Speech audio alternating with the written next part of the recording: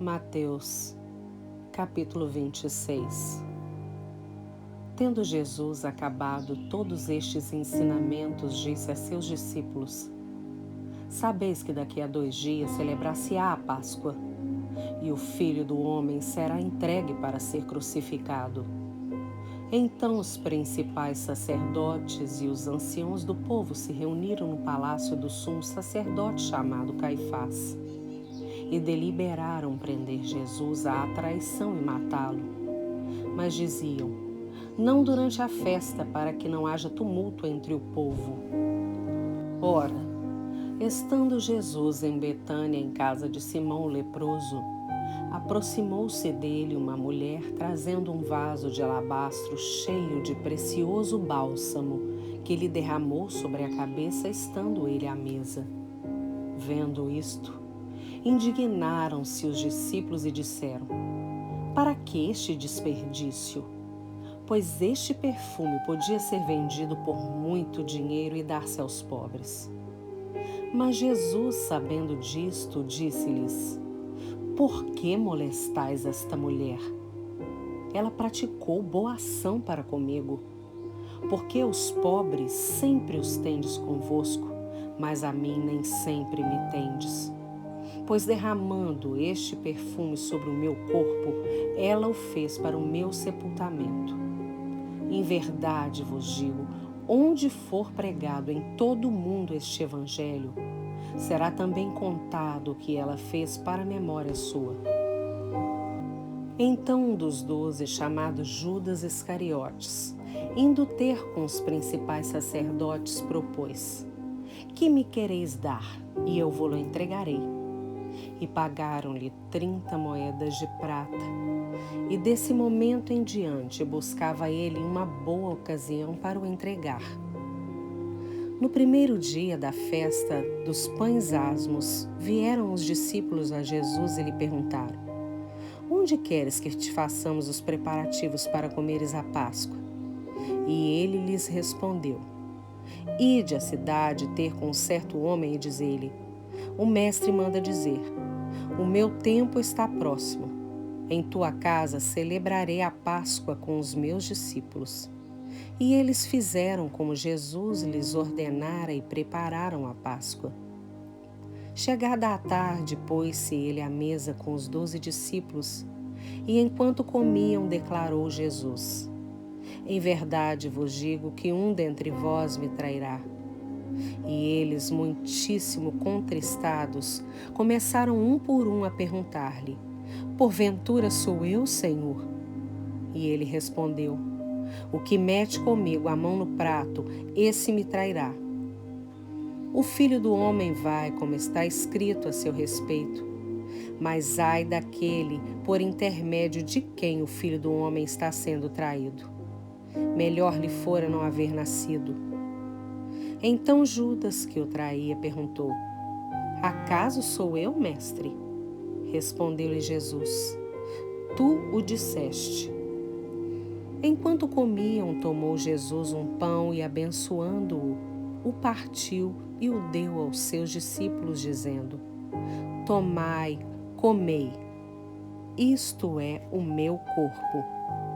A seguir tomou um cálice e, tendo dado graças, o deu aos seus discípulos, dizendo: bebei dele todos, porque isto é o meu sangue, o sangue da nova aliança derramado em favor de muitos para a remissão de pecados.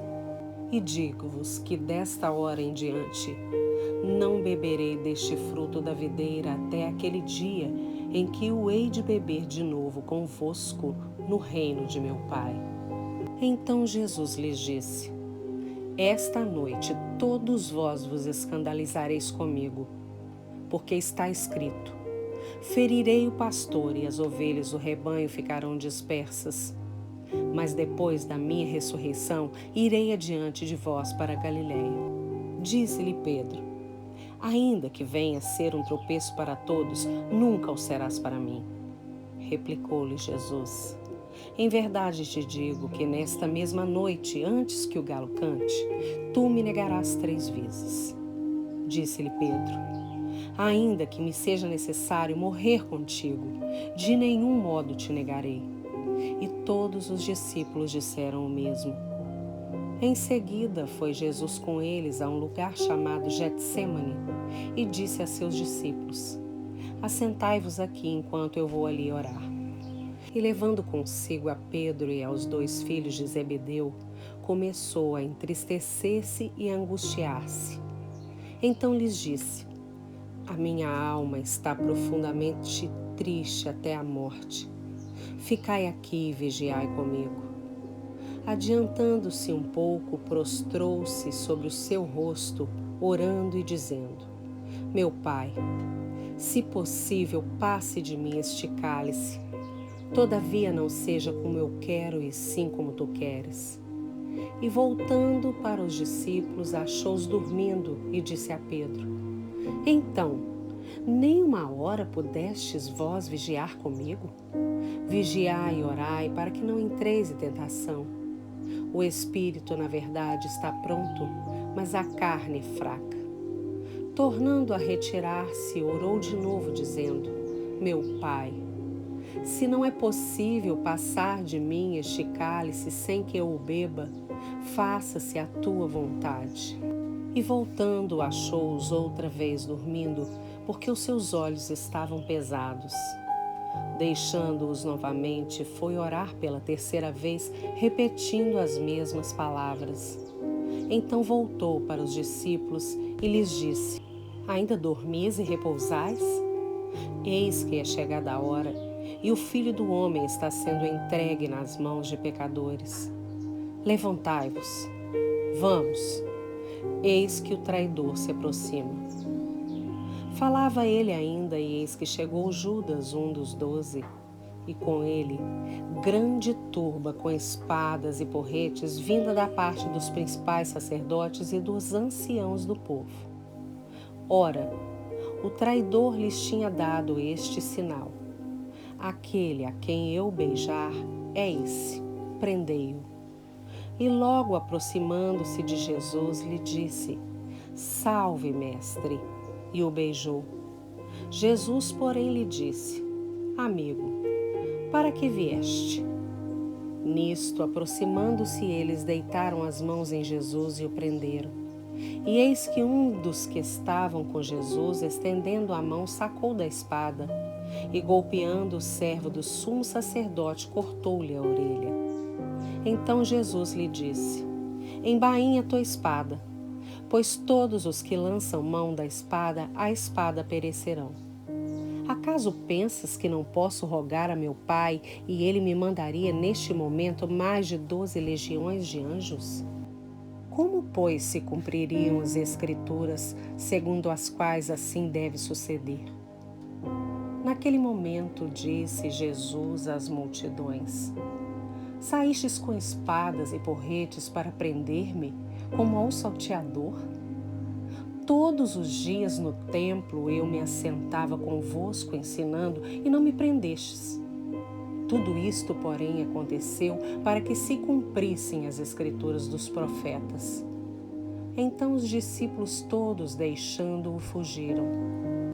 E os que prenderam Jesus o levaram à casa de Caifás, o sumo sacerdote, onde se haviam reunido os escribas e os anciãos.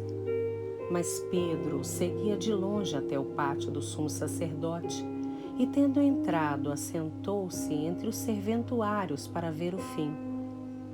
Ora, os principais sacerdotes e todo o sinédrio procuravam algum testemunho falso contra Jesus a fim de o condenarem à morte. E não acharam, apesar de se terem apresentado muitas testemunhas falsas. Mas afinal compareceram 2, afirmando: Este disse: Posso destruir o santuário de Deus e reedificá-lo em 3 dias. E levantando-se o sumo sacerdote, perguntou a Jesus: Nada respondes aos que estes depõem contra ti? Jesus, porém, guardou silêncio. E o sumo sacerdote lhe disse: Eu te conjuro pelo Deus vivo, que nos diga se tu és o Cristo, o Filho de Deus. Respondeu-lhe Jesus: Tu o disseste.